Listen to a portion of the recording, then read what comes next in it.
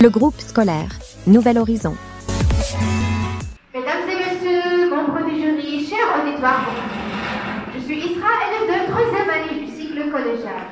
D'abord, merci de m'avoir donné l'opportunité de traiter un sujet qui me tient à cœur, un sujet qui nous concerne tous, celui de l'intimidation. Certains l'appellent harcèlement, abus, méchanceté, commérage, peu importe le nom qu'on lui donne. L'intimidation est toujours considérée comme un comportement blessant et indésirable. C'est un geste volontaire qui se produit habituellement à répétition. Vous vous demandez qu'est-ce que l'intimidation?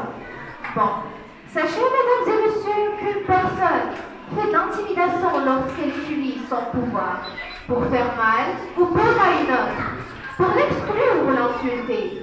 Et se manifeste souvent entre deux personnes d'âge similaire et n'est jamais acceptable.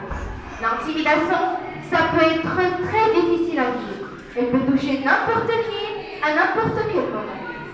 Lorsque vous intimidez une personne, elle se sent frustrée. Mais rappelez-vous que cette dernière est comme nous. C'est un être humain avec des émotions et des sentiments qu'on ne doit pas briser. Mettez-vous à sa place. Vous n'accepterez pas de tel acte qui dégrade votre dignité. Mais ça arrive surtout à l'école. On entend souvent ces mots-là. Regardez comme il est gros, sa famille est pauvre, il ne s'habille pas bien.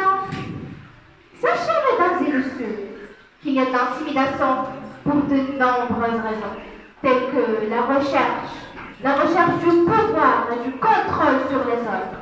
Mais ça affecte sur la santé mentale et physique des victimes et peut même les conduire au suicide. Les jeunes pensent que l'intimidation est un jeu ou une taquine. Mais non, l'intimidation n'est pas un jeu, ni une simple taquinerie. En fait, c'est un sujet qui doit être pris au sérieux. Le problème, c'est qu'on néglige l'importance de créer un environnement bienveillant et respectueux où chacun est traité avec dignité. Mais ça y est, c'est le temps de mettre fin à cette catastrophe qui fait nuire à l'estime en soi. C'est pour cela qu'il faut réagir. Et l'une des manières les plus efficaces, c'est d'encourager les victimes à parler et à demander de l'aide. Et notre rôle, nous les jeunes, vous chers auditoires et membres du jury, nous devons signaler ce comportement quand on est témoin, en responsabilisant les acteurs de l'intimidation sur les conséquences de leurs actions. Bon, en présentant mon sujet devant vous, j'espère bien pouvoir contribuer les gens à l'importance de lutter contre ce fléau et à promouvoir des solutions pour y mettre fin. Et rappelez-vous que l'intimidation n'est pas drôle du tout en tuant les autres. Et merci encore et